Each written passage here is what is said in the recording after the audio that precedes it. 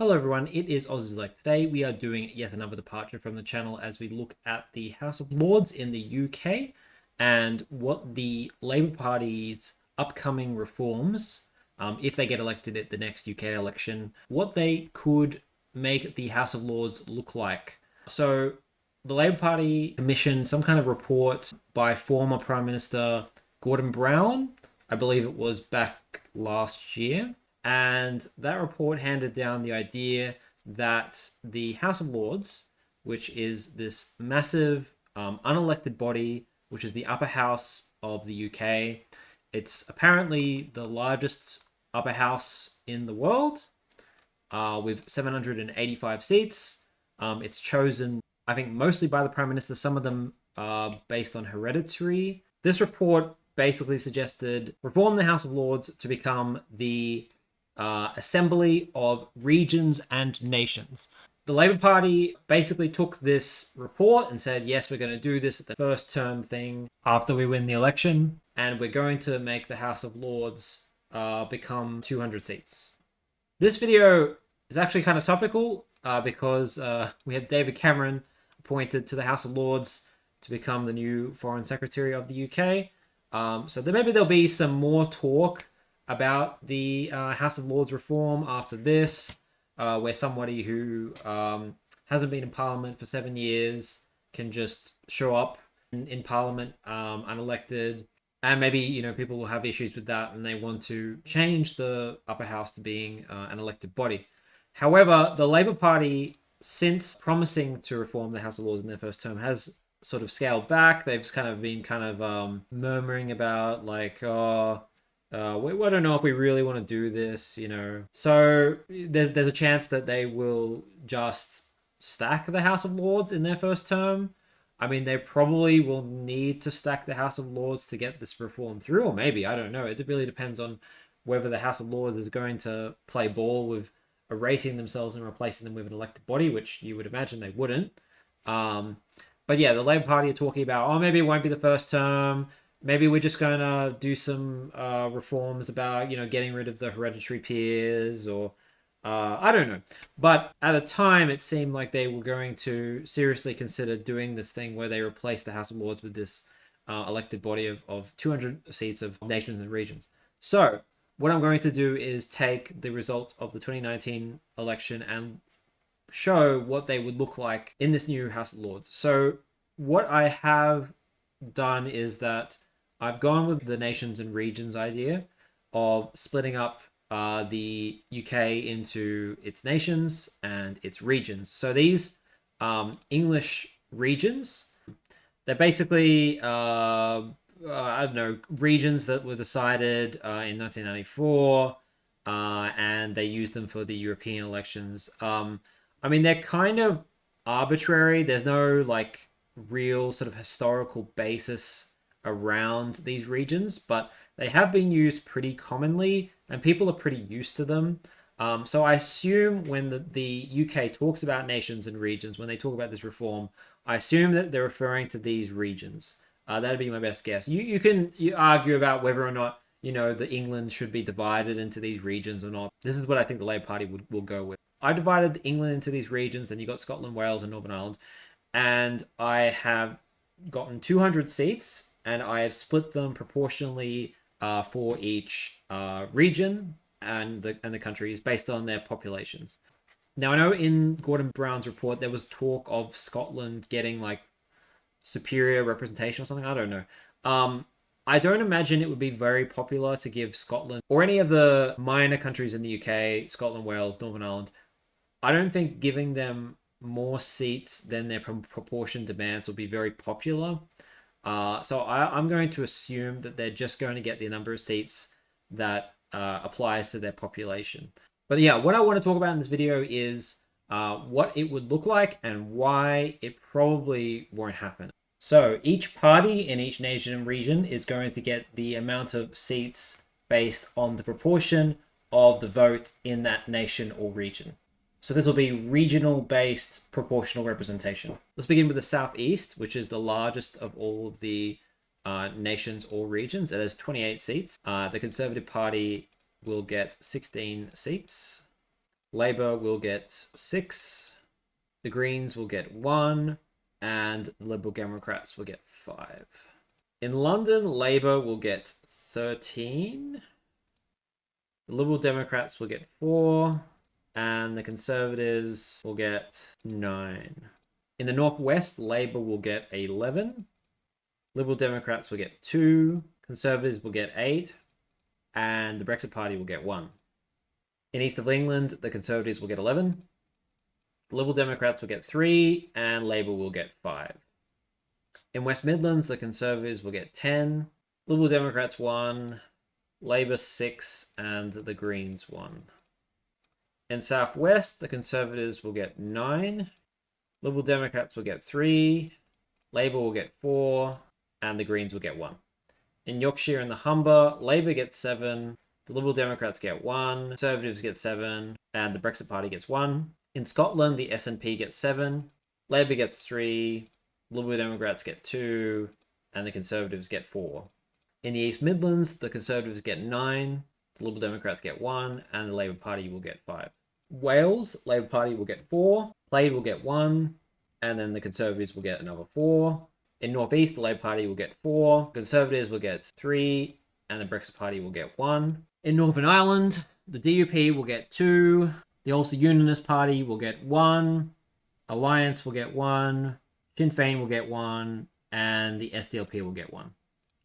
So this will be the final result of the House of Lords based on the 2019 UK election.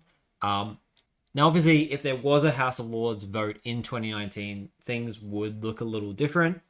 This is assuming that people vote in the exact same way that they did in 2019, which would probably be different if they knew that there would be a proportional representation system in the upper house.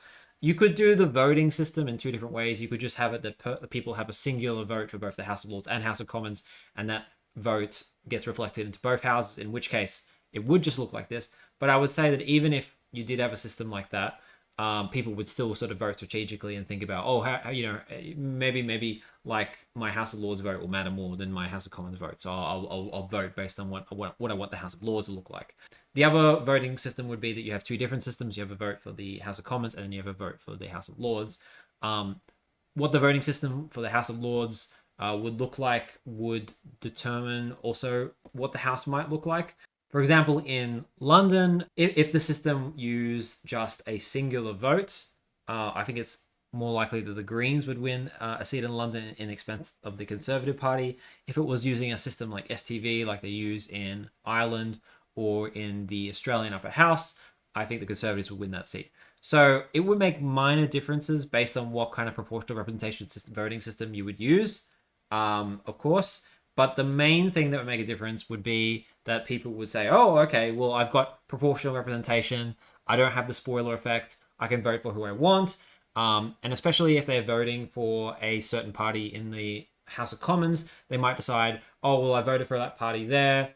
That's important to form government. But for the House of Lords, I'm just going to vote for, which party I identify most with. So you most likely would get a higher vote for minor parties in the House of Lords. So maybe you get more Green seats, more Brexit seats, maybe more Lib Dem seats, maybe more Plaid seats. I don't know. So it's probably likely that the House of Lords would not be as strong for the major parties as this.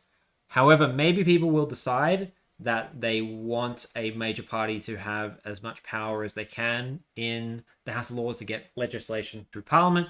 And for that reason, they might decide to vote for major parties instead and maybe put their minor party vote in the House of Commons. But I think that's less likely. Either way, even in the best case scenario, which is a Parliament based on purely first past the post votes for the House of Commons, you can see here that the Conservative Party struggles to get a majority. And if this was the House of Lords after the 2019 election, I think it would be very difficult for them to really get a Brexit deal that was attractive to them passed very easily. I think Brexit would hang on for a long time. And I think that's the biggest issue with an elected House of Lords. I think that it would mean that legislation has a lot more of a roadblock in the way of passing through both houses. You could say like, oh well, the current House of Lords can block stuff already and stuff, and it can, it absolutely can, and it does have a significant amount of powers. Legislation can be introduced in the House of Lords.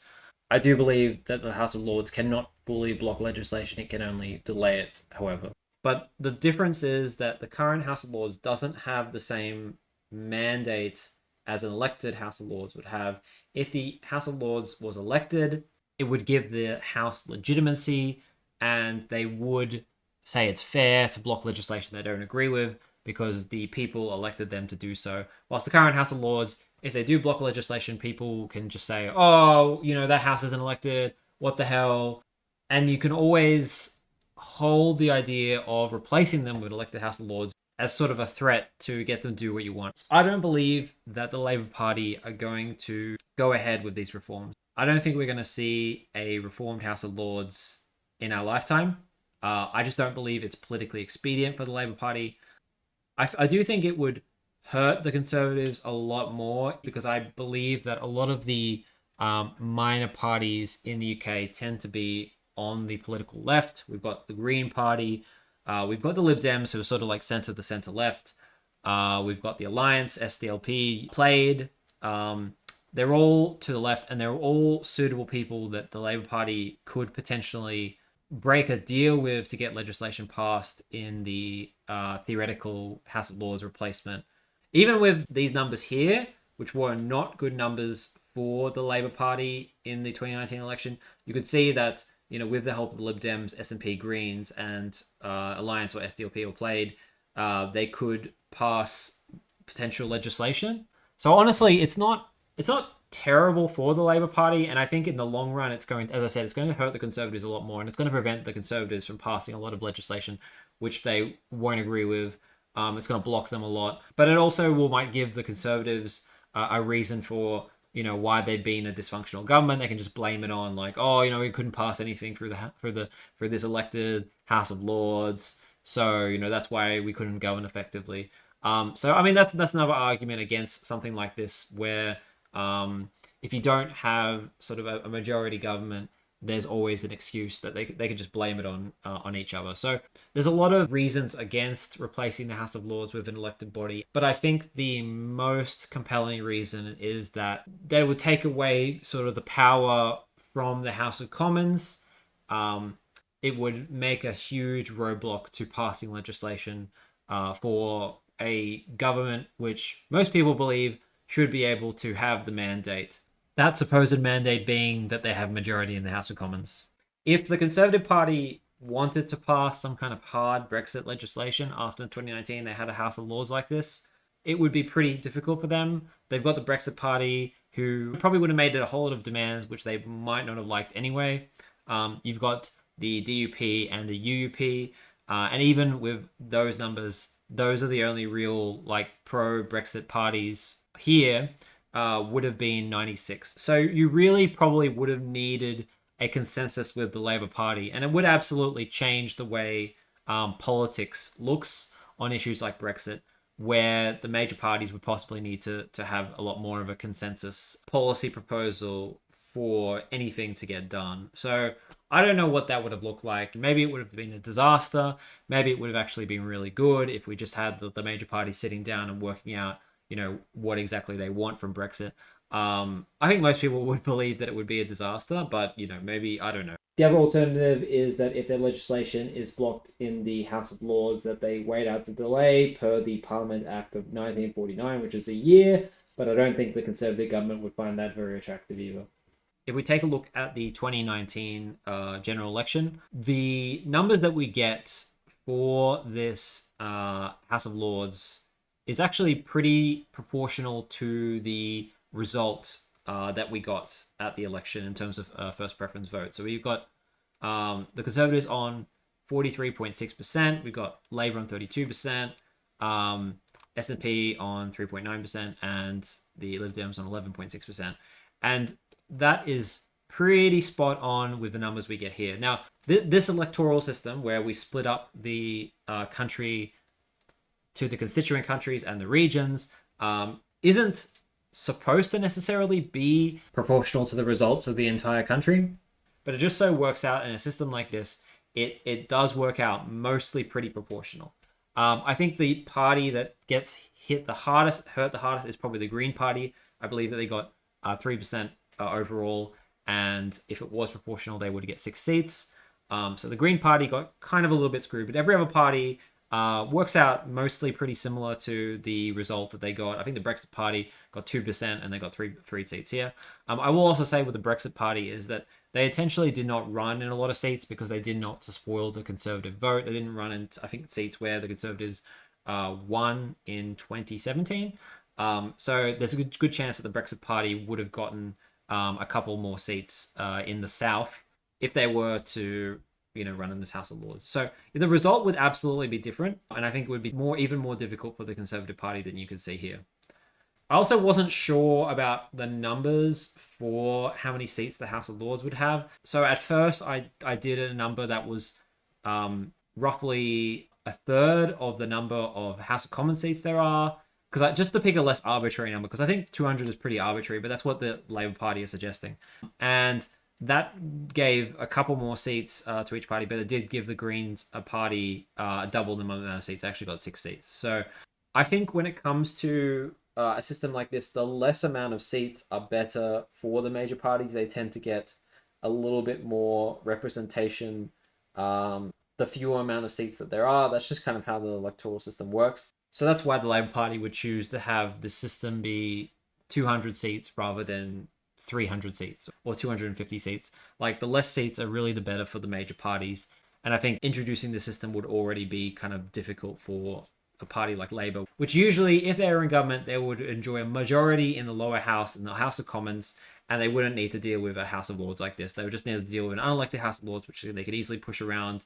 They could easily just stack the House of Lords with members, which is also something I forgot that the Conservatives can do if they're not getting their way in the House of Lords. They could just stack it full of peers as well. It does mean that even based on the polls for the upcoming UK election, presuming the results would be mostly proportional to the overall total country UK votes, the Labour Party still would not be able to get a majority of seats in the House of Lords, and they would need the assistance of the Greens or the Lib Dems or some other, or the SNP or something like that.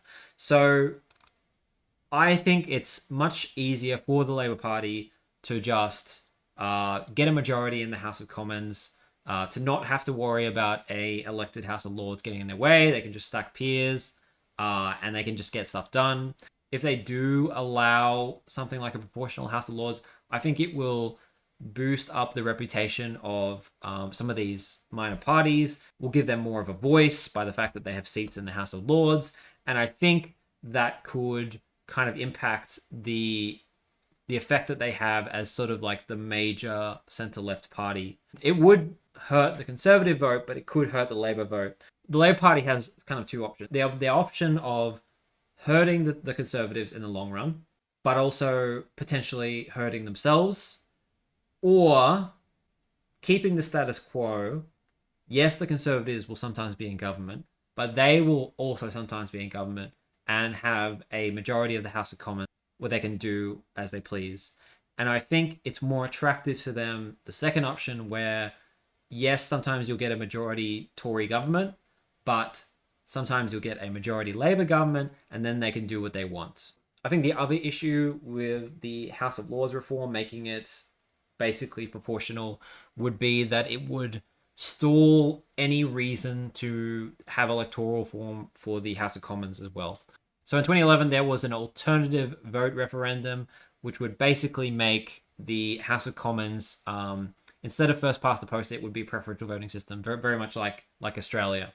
And this referendum was shot down by the public. It was opposed by the Conservative Party.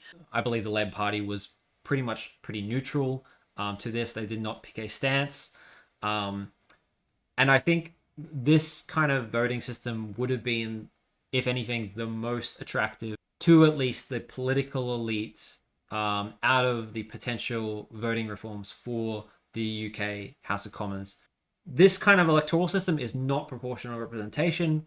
All it does is mean that it removes the spoiler effects for single member electorates, which means you'll still have 650 single member electorates where only one winner wins, but instead of it being just whoever gets the highest vote, it's based on who can get a majority of votes through preferences. So with this idea dead, and if you introduce a pretty much a nationally proportional House of Lords, which the system I'm suggesting does, it makes it sort of unnecessary to make the House of Commons also proportional, because you would just get basically the same thing. In my last video, I talked about mixed member proportional. I think if there wasn't a proportional House of Lords, I think that it would be the electoral system that the House of Commons would move towards. The reason is that it still maintains first past the post seats, and it also makes the whole parliament proportional. I don't like mixed member proportional, as I discussed last video. I am yet to do a video as to explaining why. But if the House of Lords does become proportional, I think that an MMP House of Commons would be absolutely dead. I think that there's two systems that still could be enacted to make sort of the House of Commons a different entity to the House of Lords if you were to introduce the reforms I'm talking about. And that would be if you was to split up the UK into its counties and its local government areas, and you had multi-member elections in each of these counties. Some of these counties might have 2 members that represent them, some of them 3, some of them 4, some of them 5. And just like Ireland, it's elected through proportional representation. But I do believe that in a system like this, it would probably end up with a different result than you would get in the system like I've presented for the House of Lords. I don't think it would be as proportional to the full UK country-wide result. And maybe that's different enough for it to be seen as an option for the House of Commons, whilst also still having this system for the House of Lords. I don't think a system like this is likely to happen. The other alternative might be a parallel voting system where you still have maybe you have 50% of the seats, which are still the electorate seats in the House of Commons, like you currently have in the House of Commons, which are elected through first past the post, and then you have the 50% of the other seats, which are a nationwide constituency throughout the whole of the UK, not divided up into countries, not divided up to regions, just the whole of the UK. And this might be attractive because it would end up with a different result than you would get in a fully proportional vote or in the House of Lords system like you get here. And it would probably be more likely that you would still get majority government like we've seen in 2019 and 2015, even when a single party does not have the majority of the first preference vote. Both of the systems I just mentioned do have elements of proportional representation, and I believe that if you did have a system in the House of Lords that had proportional representation, the narrative would go that there's no reason to also introduce it into the House of Commons, and because AV is dead, there's no real alternative voting system, and so therefore the first past the post system has to stay. So fighting for House of Lords reform for proportional representation will kill House of Commons reform for proportional representation.